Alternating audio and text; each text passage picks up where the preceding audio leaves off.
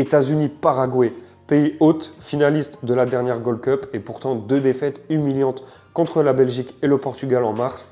Les États-Unis arrivent dans ce mondial avec autant de questions que de certitudes.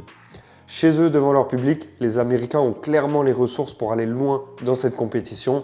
Leur dernier grand rendez-vous s'était terminé par une finale de Gold Cup perdue contre le Mexique, tandis que la Copa América avait laissé un goût vraiment amer avec une élimination dès la phase de groupe.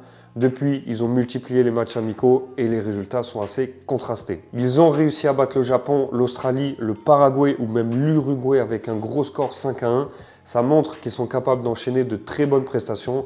Pourtant, lorsqu'ils ont affronté des grosses sélections européennes, au mois de mars, ils se sont inclinés contre la Belgique, puis contre le Portugal. Ils ont ensuite retrouvé des couleurs avec une victoire contre le Sénégal avant de s'incliner de justesse face à l'Allemagne.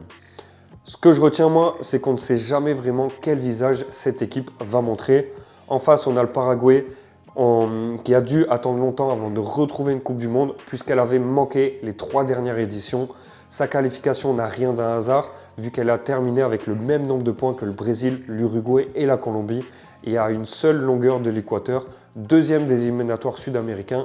Rien que ça montre le niveau compétitif de cette sélection. Les derniers matchs de préparation sont également intéressants avec une victoire contre la Grèce, une courte défaite face au Maroc, puis un succès convaincant 4-0 contre le Nicaragua juste avant le tournoi. J'ai le sentiment que cette équipe arrive avec beaucoup d'enthousiasme et surtout avec l'envie de profiter pleinement de son retour sur la scène mondiale. Bref, en clair, j'ai vraiment l'impression qu'on oppose là une équipe américaine qui cherche encore à se trouver et qui cherche de la régularité à une sélection paraguayenne qui avance avec beaucoup de confiance après son parcours de qualification.